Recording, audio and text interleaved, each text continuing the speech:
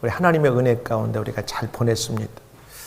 하반기 6개월을 시작하는 오늘 7월 첫 주일에 많은 분들이 또 여행 중에 계시고 고국 방문 중에 계시지만 오늘 이 자리에 나와서 예배 드리시는 여러분들과 또 실황으로 참여하는 여러분 모두를 성삼위 하나님의 이름으로 축복하고 환영합니다.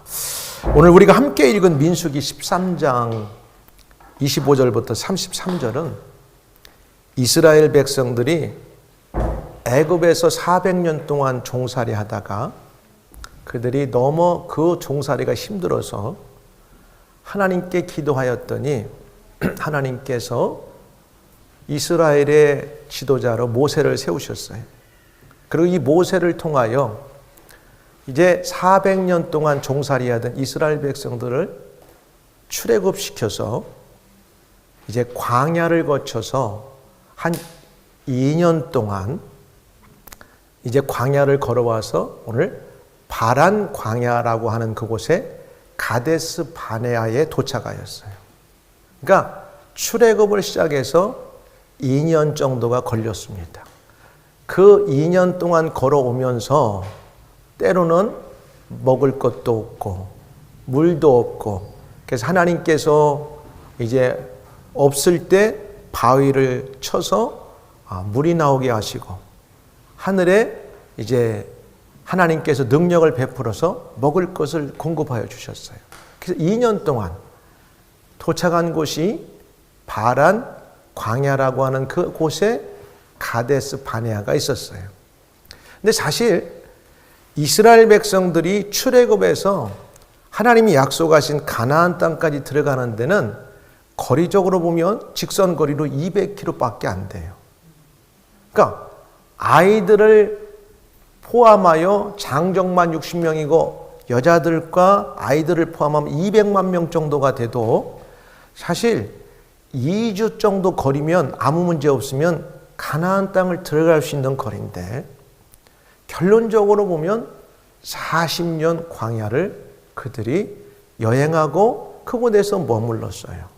여기에는 하나님의 뜻도 계셨지만 이스라엘 백성들의 큰 불신앙이 있었기 때문에 쉽게 들어갈 수 있는 가나안 땅을 40년을 방황하면서 대부분의 많은 사람들이 그 광야에서 쓰러져 잠들게 됐습니다. 그래서 오늘 함께 읽은 이 본문을 중심으로 이제 특별히 12명의 정탐꾼이 가나안 땅을 이제 들어가기 위해서 정탐을 하는 속에서 갔다 와서 보고하는 과정이 나와요. 근데 갔다 와서 보고하는 내용이 달라져요. 그래서 이 본문을 중심으로 스스로 메뚜기가 되지 마라. 이런 말씀의 제목 가지고 여러분에게 증거할 때 여러분의 신앙이 과연 메뚜기인지 아닌지를 잘 한번 살펴보시고 메뚜기는 결론이 어떻게 나고 우리가 신앙에 있어서 절대 메뚜기가 되면 안 된다고 하는 이 사실을 꼭 오늘 본문 가운데 말씀 증거할 때 잘 이해하시기를 주의 이름으로 축원합니다. 말씀드린 대로 이들은 홍해를 건너고 어떻게 보면 낮에는 40도, 50도가 뜨거운 어마어마한 그 불볕더위 상당한 부분이 풀 한 포기도 자라지 않는 이 광야를 이제 지나서 2년 정도가 걸려서 오늘 우리가 보는 이 가데스 바네아라고 하는 곳에 도착했어요. 근데 지금까지는 하나님께서 전적인 하나님의 은혜로 홍해를 건너게 하시고 추격하는 애굽의 군대들을 다 물 가운데 수장을 시켜서 승리하셨어요. 그리고 뜨거운 광야길을 건너갈 때 목마르다고 아우성치고 그러면 하나님께서 반석을 쳐가지고 생수가 나오게 하시고 뜨겁다고 하면 오아시스를 허락하시고 이래서 2년 동안은 그들이 힘들었지만 자기들의 힘과 능력으로 아무것도 한 것 없이 전적인 하나님의 은혜로 이 바란 광야라고 하는 가데스 바네아에 도착하게 된 거예요. 그럼 이제 2년 동안 출애굽을 해서 바란 광야 가데스 바네아가 어디 정도가 되는지 한번 살펴보겠어요? 자, 요 왼쪽에 보면 빨간 걸로 쭉 이렇게 해서 이들이 출애굽한 경로예요.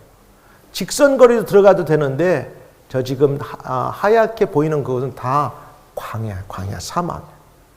자, 그래서 이 밑으로 해가지고 십계명을 받은 시내산 쭉 올라가서 에시온 게벨이라고 하는 그쪽으로 해서 다시 올라갔는데 파란 광야에 저 파란 화살표하고 맞닿는 거기 가데스 바네아.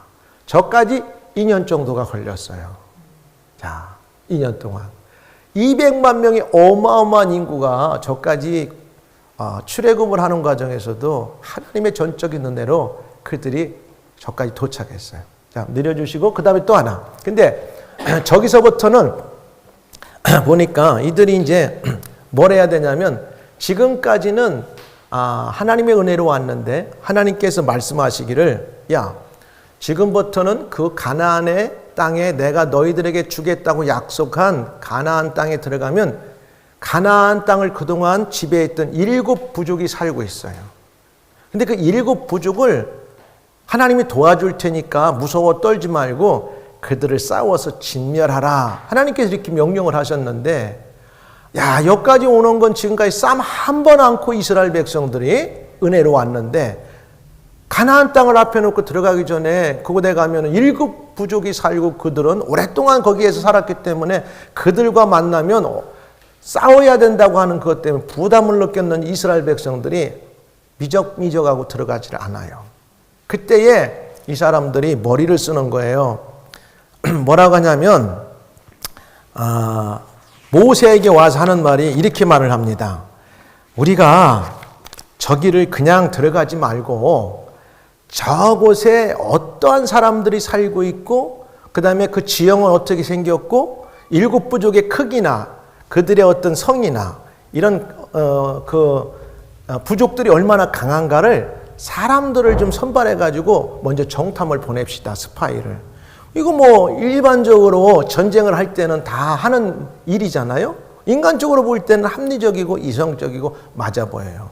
근데 이게 오늘 13장에 여러분 읽지는 않았지만 이렇게 말해요. 여호와께서 모세에게 말씀하여 이르시되 사람을 보내어 내가 이스라엘 자손에게 주기로 한 가나안 땅을 정탐하게 하되 그들의 조상의 감은 각 지파 중에서 지휘관된 자 한 사람씩을 뽑아라 보내라 이렇게 말해요. 이렇게 보면 하나님께서 먼저 이들에게 12명 지파 가운데 한 리더들을 뽑아가지고 보내라고 하나님께서 제안한 것처럼 보이는데 사실은 40년 후에 나중에 보면은 그렇지 않은 것을 알게 돼요. 모세가 이제 광야 길을 40년 동안 마치고 여리고성을 앞에 놓고 느보산에서 하나님께 이제 가야 될 시간에 신명기서를 그들에게 다시 한번 오늘날로 말하면은 이제 그 출애굽할 때 받았던 율법을 다시 한번 백성들에게 리마인드 시키는 거예요. 듀트로노미라는 거. 두 번째 율법이라는 건 새로운 율법이 아니라 이미 주어졌던 하나님의 말씀을 다시 한번 견고하게 그들에게 리마인드를 시키는 거예요. 그때에 뭐라고 말하냐면 이런 말을 하고 있어요. 너희 하나님 여호와께서 이 땅을 너희 앞에 두셨은즉 너희 열조의 하나님 여호와께서 너희에게 신명기 1장 21절에 그런 말을 해요. 신명기 1장. 자, 신명기 1장 19절, 30절 가운데 21절 이하에 보면 21절, 22절 이렇게 23절까지 보면 모세가 훗날 이제 가나안 땅을 거짓 이스라엘 백성이 들어가기를 앞에 놓고 너희들 사실 내가 너희들에게 먼저 정탐꾼을 보내고 살펴보라고 내가 제안한 것 같지만 아니야. 너희들이 들어가야 되는데도 미적거리고 뭔가 거기에 어떤 그 이유를 달고 그러면서 합리적으로 논리적으로 하나님께 요구했을 때 하나님께서 너희들의 그 요구를 들어주고 너희들이 원해서 가게 했다는 것을 모세가 40여 년 후에 정확하게 밝혀요. 그러니까 정탐꾼을 보내는 일은 하나님이 원래 계획하셨던 게 아니었어요. 하나님은 처음부터 자, 내가 약속한 그 땅에 너희들 가라 하시는 거였었어요. 근데 이들이 안 넣은 거죠. 일단은 신명기 1장 21절에 보면 너희 하나님 여호와께서 이 땅을 너희 앞에 두셨은즉 너희 열조의 하나님 여호와께서 너희에게 이르신 대로 올라가서 얻으라 두려워 말라 주저하지 말라 한즉 하나님 이렇게 말씀하신 거예요. 야, 내가 2년 동안 너희들을 마실 거 먹을 거 다 줘서 여기까지 인도했어. 그런데 이제는 너희들의 몫이 있어. 지금부터는 그 땅 내가 너희들에게 주기로 약속한 가나안 땅에 오랫동안 죄를 짓고 하나님 없이 사는 7 부족이 살고 있는데 그들을 너희들에게 주면서 너희들이 그들을 내 이름을 의지하고 나가 싸우면 반드시 그들을 진멸하고 승리하게 너희들이 가나안 땅에 정착하도록 도와줄 거야. 하나님 이렇게 말씀하셨어요. 근데 그 가데스 바네아 딱 도착하니까 이 마음들이 바뀐 거야. 전쟁하기 싫은 거야.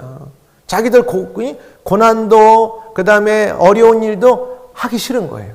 지금까지는 다 은혜로 왔는데 그러면서 뭐 엄청 옛날에 그래도 우리가 애굽에서 종살이 할 때는 종이었지만 가끔 고깃국도 먹고 뭣도 했는데 이 광야에서 언제까지 우리가 이렇게 힘들어야 되고 이럴 수 있느냐. 그렇게 무작정 우리가 달려붙었다 다 죽을 수 있으니까 한 가지 아이디어가 있는데 정탐꾼 좀 보내서 우리가 들어가서 싸워서 맞붙어서 이겨야 될 건지 아니면 그냥 우리가 싸워서 질 것 같으면 아예 싸움을 중단하든지 아주 젠깨를 부리기 시작한 거예요. 그래서 하나님께 여쭤보는 거예요. 하나님 우리 가면 전쟁도 안 하고 온 사람들인데 이거 너무하지 않습니까? 그러니까 이제 그때 하나님께서 허용했다는 거예요. 22절 너희가 다 내 앞으로 나와 말하기를 우리가 사람을 우리 앞서 보내어 우리를 위하여 그 땅을 정탐하고 어느 길로 올라가야 할 것과 어느 성읍으로 들어가야 할 것을 우리에게 회복해 하자 하기에 그러면서 하나님이 그렇게 말씀하세요. 신명기 1장 13절에 내가 그 말을 선히 여겨 너희 중에서 매 지파에 한 사람씩 12를 택하여 가게 했다는 거예요. 사실 그리고 신명기 7장 1절에 보면은 이렇게 또 말하고 있어요. 분명하게 거기에 가서 싸워야 될 것을 말씀하고 있는데 이렇게 말씀하고 있어요. 7장 1절에 보면은 네 하나님 여호와께서 너를 인도하사 네가 가서 차지할 땅으로 들이시고 내 앞에서 여러 민족 헷 족속과 기르가스 족속과 아모리 족속과 가나안 족속과 브리스 족속과 헤이 족속과 여부스 족속 곧 너보다 많고 힘이 센 7 족속을 쫓아내실 때에 네 하나님 여호와께서 그들을 내게 넘겨 내게 치게 하시리니 싸워야 되는 거예요. 지금부터는. 그러니까 싫은 거야. 싸우기 싫어. 여러분 신앙생활은 영적으로 때로는 우리가 영적인 전투를 해야 됩니다. 마귀가 우리를 찾아오고 마귀를 이기기 위해서는 하나님께 기도하고 하나님이 도와줄 수도 있지만 때로는 하나님이 도와주시는 승리의 보장을 해주시면서도 우리에게 영적으로 저항하고 영적으로 물리치고 영적으로 싸워야 될 것을 우리에게 말씀하시는 거예요. 이게 성도들 가운데 또 우리 믿는 사람들 가운데 그래. 하나님 이런 어려움이 있어요. 기도만 합시다. 기도하고 아무것도 않고 있다. 똑같은 거예요. 변명만 하고. 하나님 너무 세잖아요. 너무 어렵잖아요. 우리는 할 수 없잖아요. 근데 기도만 합니다. 안 일어나요. 싸워야 돼요. 들어가라. 내가 싸우기만 하면 너희 편이 돼서 내가 그들을 진멸시킬 거니까 싸우라는 거예요. 그래서 7장 2절 네 하나님 여호와께서 그들을 네게 넘겨주신다는 거예요. 싸우면 네게 치게 하시리니 그때 너는 그들을 진멸할 것이라. 언제? 싸울 때. 싸우면 분명히 게임으로 보면은 합리적으로 논리적으로 보면 그 오랫동안 털을 잡고 사는 7 부족이 이스라엘 백성들을 쉽게 이길 것 같은데 그러니까 이스라엘 백성은 겁이 먹은 거예요. 근데 하나님 싸우라는 거예요. 싸우라는 거. 그리고 아까도 말한 것처럼 신명기 1장 19절 30절에 보니까 하나님께서 말씀하셨잖아요. 너희들이 찾아와서 정탐꾼을 보내야 된다고 하니까 내가 너희들의 말을 그냥 내가 수용해서 허락했다는 거예요. 내가 그 말을 선히 여겨 너희 중에서 매 지파에 한 사람씩 12를 택하라 해서 내가 허용했다.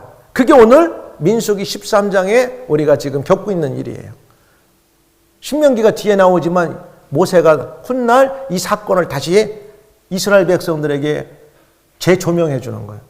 야, 너희들 사실은 여기 들어올 때 하나님께서 이렇게 원하셨는데 우리 이스라엘 백성 너희 선조들이 원해서 하나님이 허용한 것뿐이야.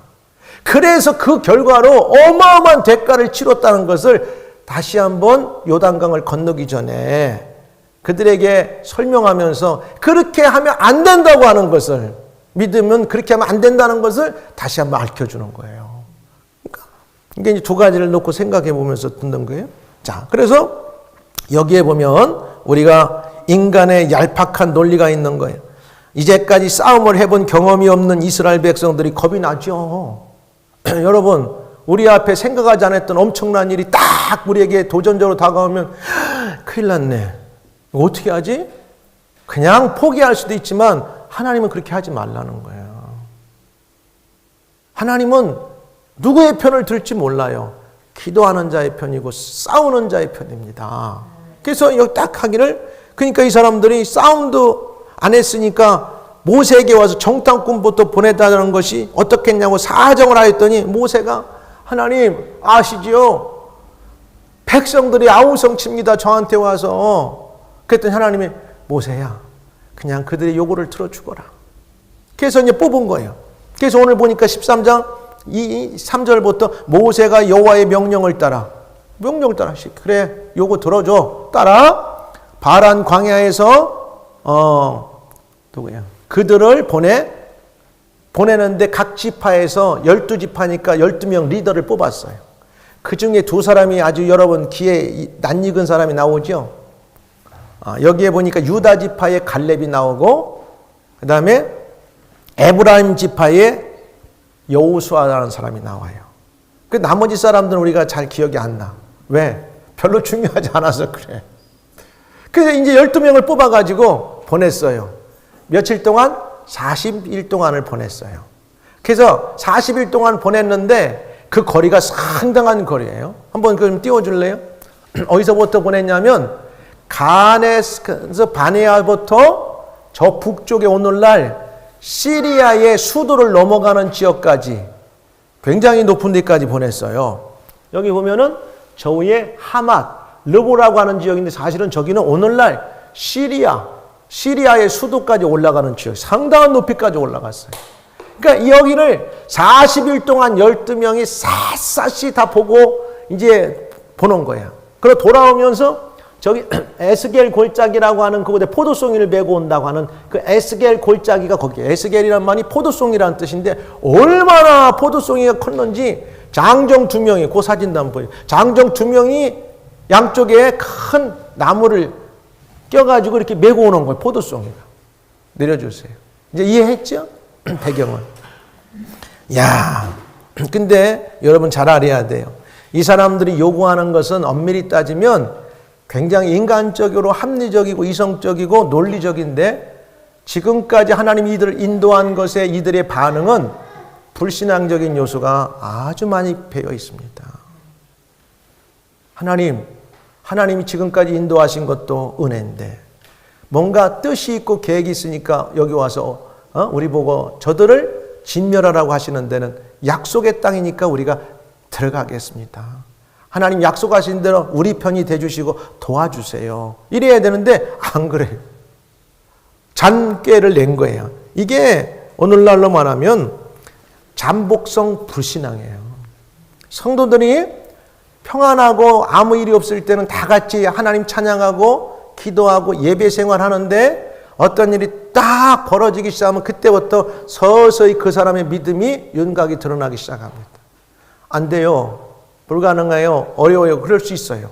근데 믿음의 사람들은 일단 하나님의 뜻이 무엇인가를 구해야 돼요. 그래서 여기에 보니까 아주 그럴듯하게 인간의 얄팍한 논리에 비롯되어진 처사인 거예요. 한마디로 이스라엘 사람들 마음속에는 약간은 싸우기도 싫고 하나님 앞에 불순종하는 이 잠복성 불신앙이 지금 도사리고 있는 거예요. 그래서 어쨌든 이들을 12명을 보냈어요. 40일 동안 낱낱하게 다 보고 왔어요. 뭐 보니까 지형은 어떻게 생기고 성은 어떻게 생기고 그곳에 누가 살고 어떤 종류의 사람들이 사는 걸 다 보고 와서 오늘 5절에 이렇게 시작합니다. 40일 동안 땅을 정탐하기를 마치고 돌아와. 근데 이스라엘 자손이 거기서 포도를 베었으므로 그곳을 에스겔 골짜기인데, 포도를 베고 메어온 그 골짜기, 에스겔 골짜기라고 했죠. 근데 돌아왔어요, 40일 동안. 그래, 원하는 대로 하나님께서 모세를 통해 허락하시고 40일 동안 돌아보고 돌아왔어요. 근데 이제 26절부터가 이제 진짜 이 사람들의 믿음이 어떤 믿음인가가 서서히 드러나기 시작하는 거예요. 자, 26절에 이렇게 시작해요. 바란 광야 가데스에 이르러 모세와 아론이 이스라엘 자손의 온 회중에게 나와 그들에게 보고하고 그 땅에 과일을 보이고, 다 모이라고 백성들을 해놓고 12명의 정탐꾼들을 세워서 이제 보고하게 만드는 겁니다. 자, 그래서 여기 보니까 모세가 말하여 이르되 모세에게 말하되 이르되 당신이 우리를 보내 땅에 간즉 과연 그 땅에는 젖과 꿀이 흐르는데 이것은 그 땅의 과일이니이다. 포도송이를 메고 왔는데 아까 말하니까 너무 커가지고 두 사람이 이만한 나무에다 막대기에다 끼고 들고 왔어요. 성경이 그렇게 표현하니까. 가끔 우리가 이해할 수 없는 게 있잖아요. 수박도 보면 이만한 거, 또 뭐 어떤 과일들이 이렇게 큰 거 있잖아요. 얼마든지 가능해요. 포도가 얼마나 커서. 아니요, 그럴 수 있죠. 하나님께서 키우시면.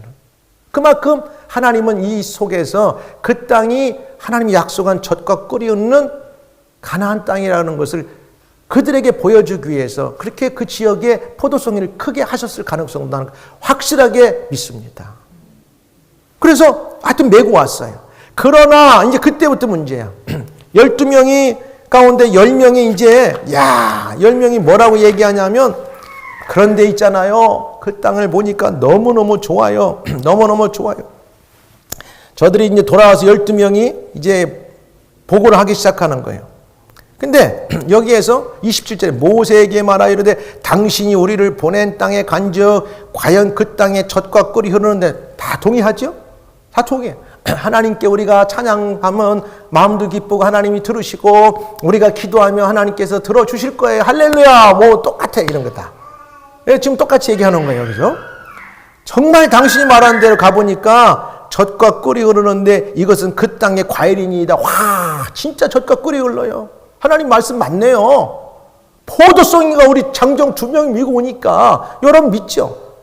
근데 이제 하나님은 그걸 보여주시면서 이스라엘 백성들이 할 몫을 이제 이야기하시는 거예요. 그런데 28절에 이렇게 말해요. 그러나, 이게 문제예요. 그러나가. 이게 나오면 문제예요. 여러분 잘 아는 거 있잖아요. 뻗이 나오면 문제예요. 앞과 뒤가 내용에 있어서는 중요한 게 비등한데 정반대의 일이 지금 벌어지는 거예요. 그러나 그건 옳아요. 갔더니요, 정말 젖과 꿀이 흘러가지고 포도 한 송이가 둘이 2명 메고 오고, 정말 말로 표현할 수 없는 만큼 너무너무 좋은 땅인데, 그러나가 이제 뒤 따라오는 게 문제예요. 여러분, 우리는 신앙생활 하면서 그러나가 많아요. 그러나가 자꾸 많으면 안 돼요. 그러나 그 땅 거주민은 강하되, 지금부터가 문제야. 거기는요 너무너무 강해. 이것도 팩트가 될 수 있죠. 사실일 수 있죠. 여러분이 살아가면서 맞닥뜨리는 세상은 강합니다. 여러분들이 뭔가 도전하는 세상은 약하지 않아요. 우리보다 대부분 강할 수가 있어요. 강한 거죠. 세상은 강해. 그러나 그 땅에 사는 주민들은 강하고, 또 성들은 보니까 우리는 지금 이렇게 200만 명 아이들 이끌고 아직 거처할 장소도 없어가지고 이렇게 여행 중에 있는데, 그 사람들은 거기에 성을 쌓아놓고 견고하게 살고 있습니다. 막 이렇게 얘기를 하는 거예요. 심히 클 뿐 아니라 거기서 안악자손을 모았는데, 이 사람들이요 약간은 익자저레이션을 하는 거야. 안악자손이라고 하면서 뭐라고 하냐면, 이 안악자손 거기는 보니까 사람들이 다 덩치가 크대요. 사실 크죠. 우리가 좀 죄송한 말인데 지역마다 좀 사람들 크기가 있잖아요. 우리 한국 사람들도 지금부터 50년 전에는 평균 키가 여러분들 같이 크지 않았어요. 저 같은 키면 굉장히 큰 축에 들어갔어요. 오늘 저는 한국 사회 속에서 아주 작은 쪽에 들어갑니다. 여러분들하고 서 있습니다. 한 20cm 건 차이 나니까 15cm 정도. 우리 50년 전에 그랬어요. 그 지금도 좀 우리보다 약간 나라가 어려운 나라 사람들 가보면 여러분 지나가면 이만큼은 우리가 더 있잖아. 근데 그 사람들 볼 때도 보니까 자기들하고 비교해 보니까 막 거인족이 다 있는 거야. 안악자손 막. 아이고 막 큰일 났네 이게. 분명 거기 작은 사람도 있었을 텐데 큰 사람만 보인 거야. 이게 문제 이게. 그러나 안 된다는 걸 전제하고 지금 계속 안 될 것만 얘기하고 있는 거예요. 안 돼요, 안 돼. 거기는 강하고요, 성도 크고요. 사람들도 보니까 막 거인족만 다 있는데 우리는 갔다는 큰일 납니다. 이야. 2년 동안 하나님의 은혜를 받고 살아온 사람들인데 하나님께 기도하자고도 않고 하나님 어떻게 해야 되겠냐고 물어도 안 보고 이게 오늘 저와 여러분의 모습일 수도 있어요. 그러더니 막 계속 얘기하는 거야. 아낙 자손을 보았으며 아멜렉이는 남방 땅에 거주하고 헤딘과 여부스인과 아모리인은 산지에 거주하고 가나안인은 해변과 요단까지 7 족속이 다 그냥 꽉 잡아서 우리 살만한다는 다 차지하고 있으니까 당연하지. 아니 그 좋은 장소를 놔뒀겠어? 이미 자기들 살기 좋은 데는 딴 사람이 다 살고 있죠. 여러분 우리가 세상에 이렇게 직장도 구하고 이 컴피티션이 강한 세상 속에 살려면 이미 여러분 자리보다 앞서가고 자리 잡은 사람들 속에 비집고 들어가서 자리를 잡아야 되는 게 맞죠. 다 여러분 좋은 자리에 남겨놓고 여기 앉아서 원하는 대로 해. 세상 그럴 게 없어요. 당연히 7 족속이 오랫동안 거기에 살고 있었으니까 가서 보니까 우리가 발붙일 장소가 없어. 그러니까 하나님 뭐라게? 가서 진멸해라. 그들이 죄가 관영해서 내가 그들을 심판하려고 하는데 너희들이 그들과 싸우기만 하면 내가 너희들에게 약속한 대로 다 그들을 물리칠 거야. 가 싸우기만 해. 여러분 우리 눈에 보면 세상은 너무 강해요. 성도 강해요. 내가 언제 저걸 할 건가? 모든 게 다 불가능해. 그러나 하나님을 믿고 우리가 두들겨 보는 거예요. 전진하는 거예요. 부닥쳐 보는 거예요. 하나님은 오늘 그렇게 얘기하시잖아. 근데 아멜렉이는 막 안 된다니까. 어디도 가서 할 수가 없대 우리는. 해변에 가도 못 살고 산에 가도 못 살고 저 평지가 왜 7 족속이 다 차지하고 있으니까. 맞죠? 갈 데 없어요. 여러분 런던에 우리가 돌아다녀 보면 이런 거 있죠. 야 이렇게 집이 많은데 왜 내 집은 없지? 여러분 그런 거 생각해 보셨잖아. 세상에 집이 이렇게 많은데 건물도 이렇게 큰데 왜 우리 교회는 없지? 우리 교회 건물은 어디 있을까? 그렇게 보면 한심한 거야 인간적으로. 그러나 한심할 필요도 없어요. 우리에게 때로는 아직 갖지 못했지만 가질 수 있는 기회로 도전하라고 주시는 거고, 여러분이 아직 집이 없다면 전셋집을 놓고 기도하는 거고, 전셋집이 있다면 내 집을 달라고 기도하는 거지. 언제까지 안 돼 나는. 저 사람이 다 차지해서 저 사람이 높은 집에 살고 있어. 저 사람이 넓은 집에 살고 있어. 나는 평생 안 돼. 그럼 안 되는 거예요. 그러나 하면 안 돼요. 그럴지라도 뭔가 하나님은 우리에게 말씀하시는 게 있다면 가는 거다. 여기 부부 있잖아. 2년 전에도 아무것도 없던 지금 사장님 돼가지고서는 꿈이 있으니까 사장님도 되는 거 아니야. 할렐루야. 감사하시기 바라요. 그런 거예요. 그러더니 다 갔어. 그러더니 30절 빼고 갈렙만 이렇게, 갈렙이 모세 앞에서 백성을 종용하게 하고 이르되 우리가 곧 올라가서 그 땅을 취하자 능히 기래. 여러분 더 이상 넋두리 하지 말고 부정적으로 얘기하지 말고 불신앙 가지고 하나님 어렵게 하지 말고, 하나님이 우리에게 약속한 대로 우리 올라가서 싸웁시다. 싸우기만 하면 저들은 우리의 밥이라겠고 우리에게 준다겠는데 왜 여기서 머뭇거립니까? 갈렙이 멋있게 얘기하는 거예요. 10명 가운데 여호수아와 2명. 세상으로 봤을 때는 판이 뒤집혀서 불가능해. 8명은 다 이쪽에 안 된다고, 2명만 된다고 하면 세상적인 논리로 보면은 이미 끝난 거예요, 싸움은. 근데 하나님의 방법은요, 세상 방법과 달라요. 2가 8을 이겨버릴 수가 있어요. 그리고 이겼어요. 그렇잖아요? 그러더니 31절에 또 이렇게 말해. 그와 함께 올라갔던 다른 사람들은 이르되 우리는 능히 올라가지 못한다는 거예요. 다 계속 못 올라가. 아주 이런 거 있지. 올라가지 못하려면 쳐다도 보지 마. 우리나라 말 참 이거 별로 안 좋은 거예요. 아니 못 올라가더라도 밑에가 쳐다보고 바짝 가보면 어디 밟을지라도 있는가 한번 연구도 해보고 그래야지.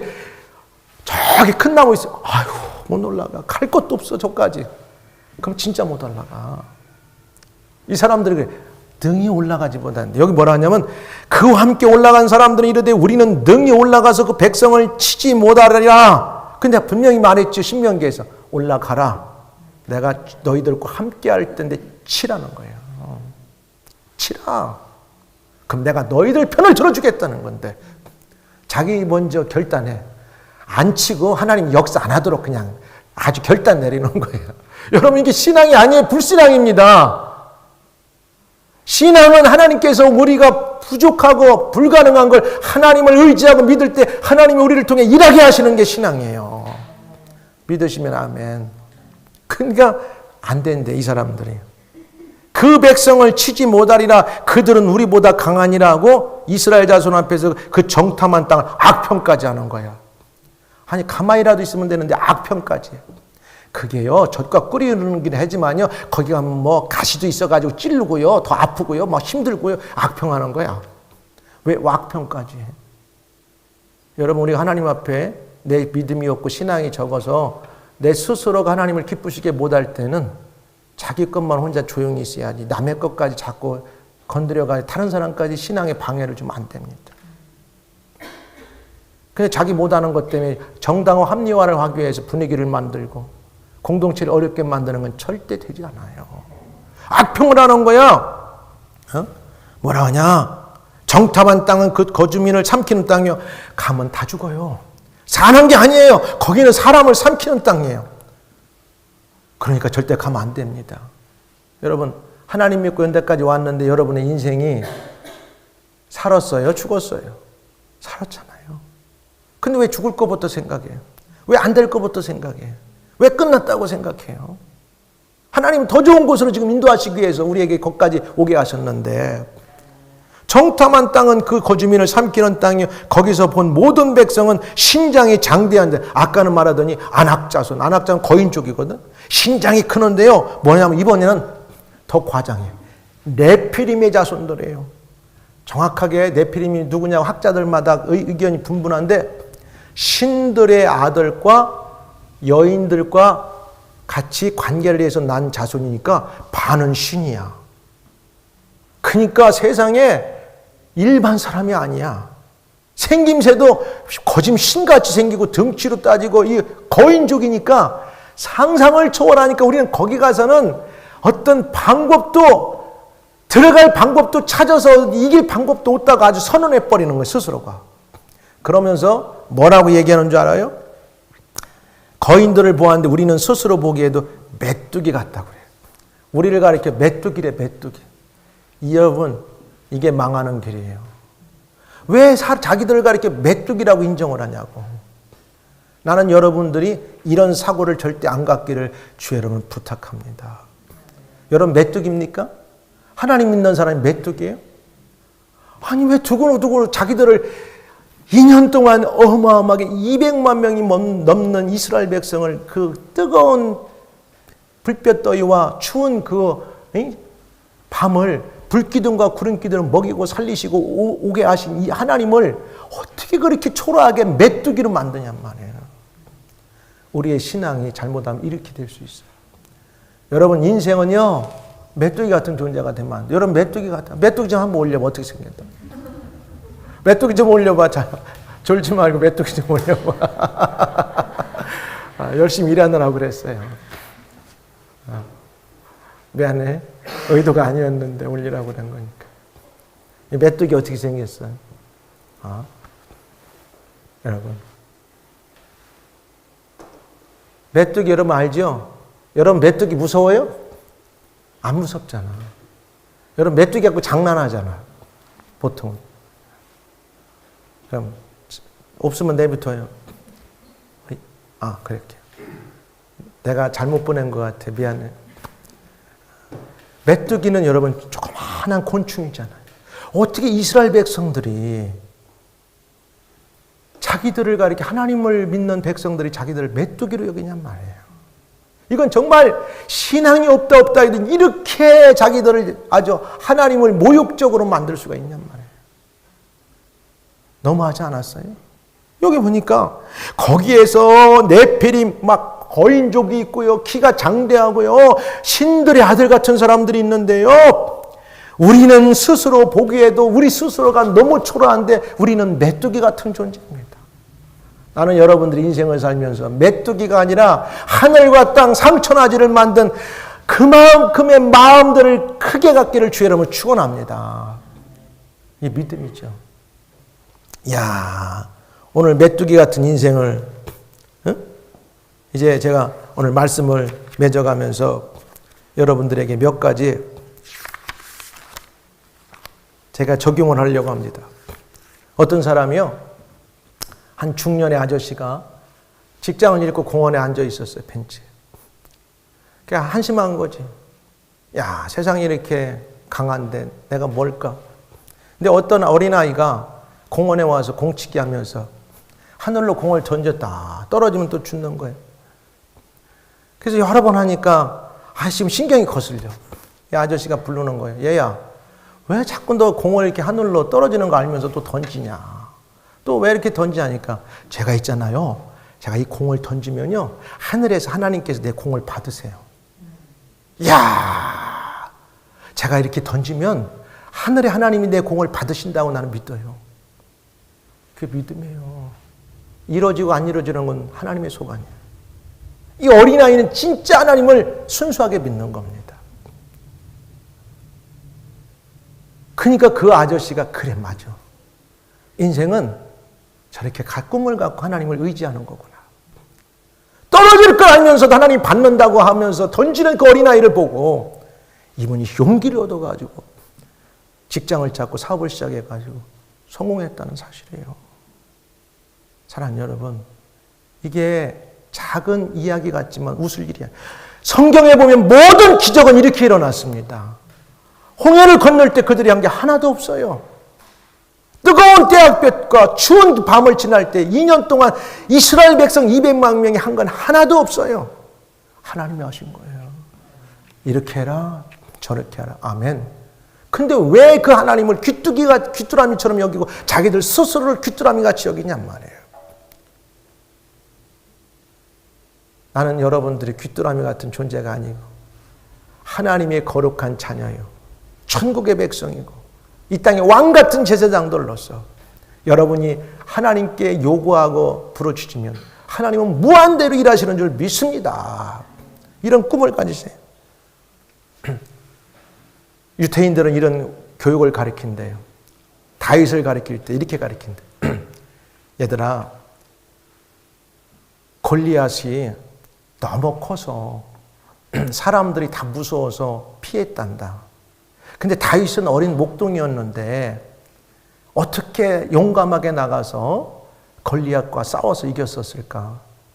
근데 다윗은 하나님을 믿기 때문에 이렇게 확신했단다.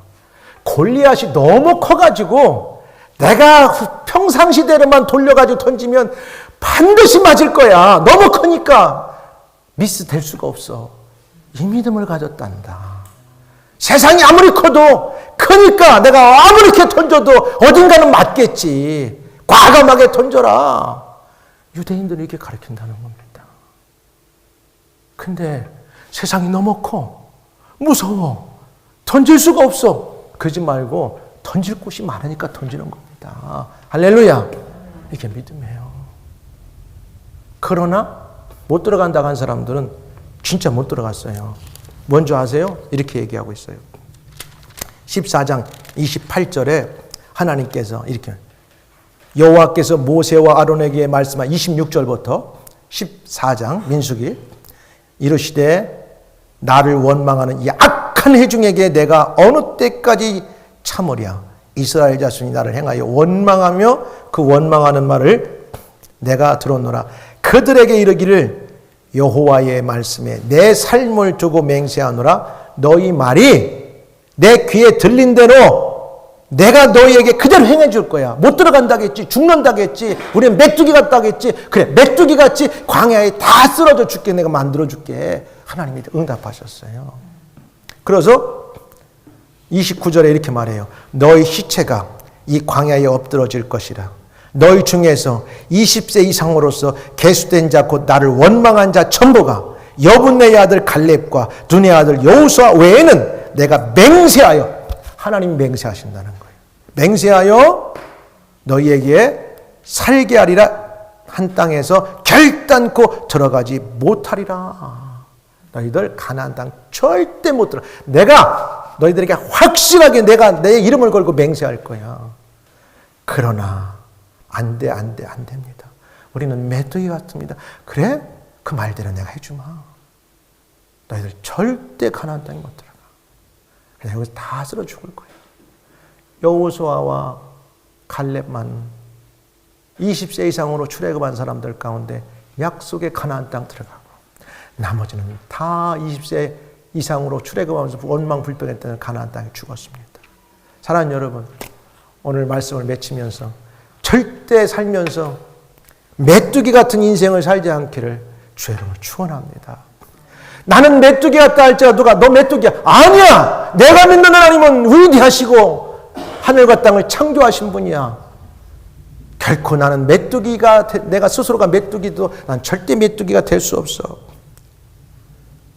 몇 가지 적용하면서 우리가 믿는 믿음의 대상은 여러분을 믿으면 안 돼요. 하늘과 땅을 창조하신 우리는 하나님을 믿는 사람들, 예수님을 믿는 사람들이에요. 오늘도 성령님을 믿는 사람들이에요. 나는 실수할 수 있고 나는 메뚜기 같은 존재를 할지라도 하나님은 메뚜기 같은 존재가 아니세요. 창조주세요. 우리의 믿음은 그분을 믿는 거예요. 두 번째는 위기의 상황을 만나면 믿음의 분량은 각자 다름을 알 수 있어요. 여러분, 절대 위기의 상황이 드러났을 때도 말로 실수하지 않기를 바랍니다. 안 됩니다. 그런데 하나님께 기도합시다. 하나님 뭔가 뜻이 있을 거예요. 하나님이 역사하시고, 결론은 누가 내냐? 하나님이 내시는 거예요. 세 번째, 참신앙과 불신앙의 차이는요, 죽고 사는 문제가 결론이 납니다. 불신앙은 다 죽어요. 참신앙은 살잖아요. 나는 여러분들이 참신앙 같게요, 메뚜기가 아니라 창조주 하나님을 아버지로 모시고 선포하고 살 수 있기를 주의 이름으로 축원합니다. 예수님께서 말씀하셨어요. 할 수 있거든요. 무슨 말이냐? 믿는 자에게는 능치 못할 일이 없느니라. 아니, 나는 못하지만 예수 안에 있으면 능치 못할 일이 없다는 거야. 나머지 해결하고 안 하는 건 그분의 속아냐. 우리가 할 일은 그분만 의지하고 나가는 거예요. 결론, 그분이 안 돼 그러면 예 알겠습니다. 그래 가능해 그러면 나가는 거예요. 예수께서 할 수 있거든요. 무슨 말이냐? 믿는 자에게 능치 못함이 없느니라. 또 믿음은 바라는 것들의 실상이라겠어. 믿음은 미래가 있는 것이 지금 현재 이루어진 것처럼 내가 마음에 결단하고 선포하는 거예요. 이런 사람들을 통해서 하나님이 역사하셨어요. 부탁은 창조주 하나님이 여러분의 아버지인 걸 꼭 믿으시고, 어떤 사고에서도 메뚜기 같은 존재가 되지 않기를 주님 축원합니다. 아멘. 다 같이 한번 기도하고 오늘 말씀 맺겠습니다. 한번